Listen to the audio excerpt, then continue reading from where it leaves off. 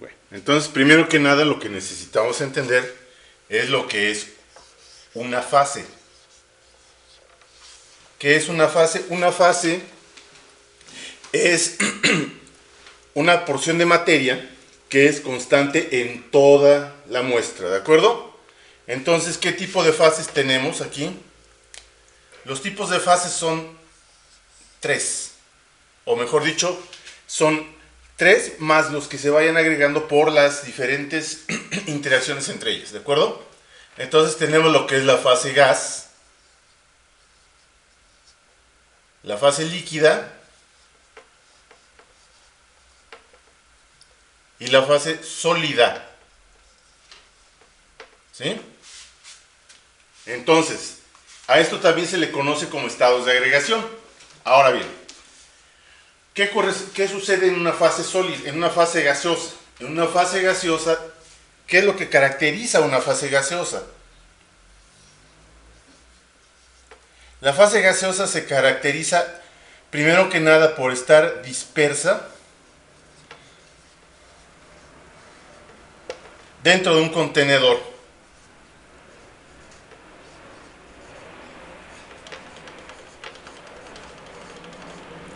¿Qué va a hacer este contenedor? Este contenedor puede ser un envase, puede ser un cuenco, puede ser, por ejemplo, la superficie terrestre que esté ahuecada, como sucede en los lagos o también en los cursos de los ríos, en los mismos océanos que están formados en la Tierra. ¿Sí?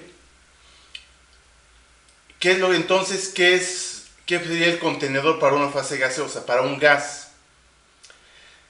El gas sería principalmente, estaría disperso pues dentro de la Tierra. Podría estar dentro de un globo, podría estar dentro de un cuarto, podría estar dentro de algo.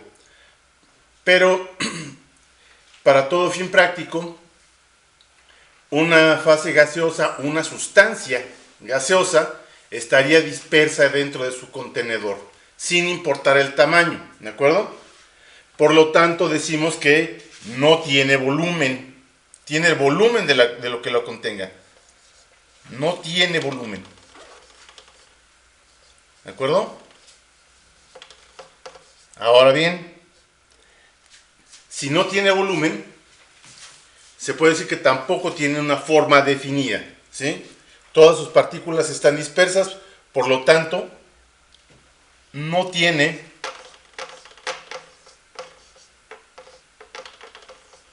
forma.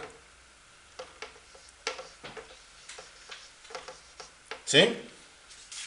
Entonces, la forma del gas, ¿cómo sería? La forma del gas sería una serie de partículas dispersas por todos lados. ¿Sí? Eso es a lo que se conoce como, eso es lo que conocemos como faz o fase gaseosa. ¿Sí? Hay que aclarar que la fase gaseosa no necesariamente tiene que ser una sustancia pura, que ya veremos qué significa eso, sino puede ser una mezcla de sustancias, como lo vamos a ver en la siguiente unidad. ¿De acuerdo? Entonces, una fase gaseosa se dispersa dentro de su contenedor, no tiene volumen ni tiene forma. Ahora bien, ¿qué sucede con la fase líquida? La fase líquida, insistimos, puede estar formada por una mezcla de sustancias líquidas. ¿Sí? Estamos sobre todo hablando en este momento de lo que serían condiciones estándar de presión y temperatura. ¿Cuáles son las condiciones estándar de presión y temperatura? Las condiciones estándar de temperatura y presión. ¿Cuáles serían estas?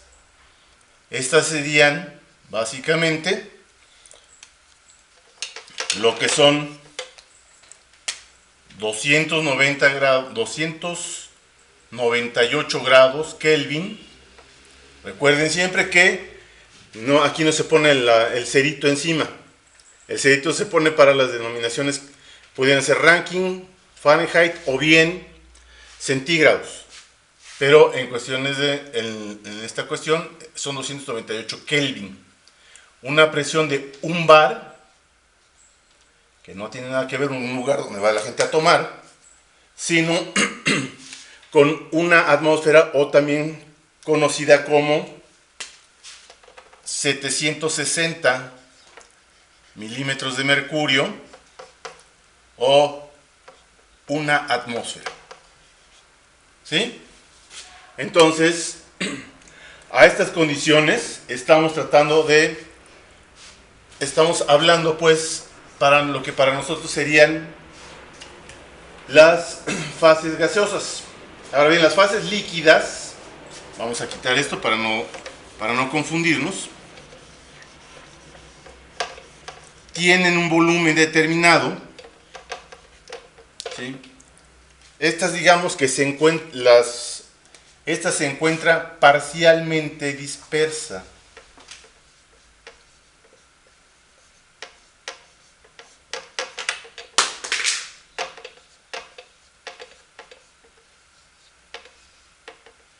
Esta sí tiene un volumen determinado, pero carece de forma.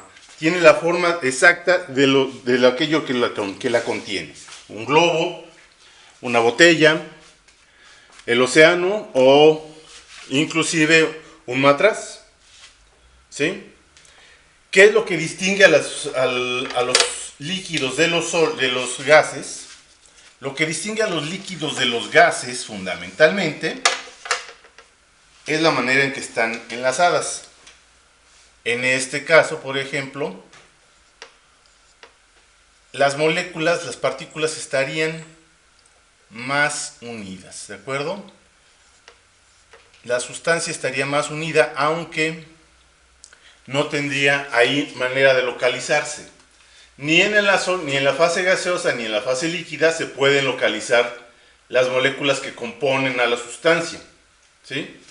Entonces, tenemos pues que una fase líquida es fundamentalmente parcialmente dispersa, podría decirse de esa forma.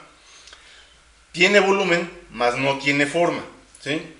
Como más adelante vamos a ver en la unidad 3, ahí sobre ella actúan fuerzas intermoleculares, intramoleculares, intermoleculares, fuerzas de Van der Waals y todo ese tipo de fuerzas que son muy tenues y que permiten también que haya un intercambio al cambiar la temperatura, al cambiar la cantidad de energía cinética que adquieren las partículas. Entonces puede haber un cambio, una transición de lo que es líquido a gas, o como lo decimos en algunos momentos, vapor, que no es precisamente un gas, sino más bien el comportamiento en fase gaseosa de una sustancia.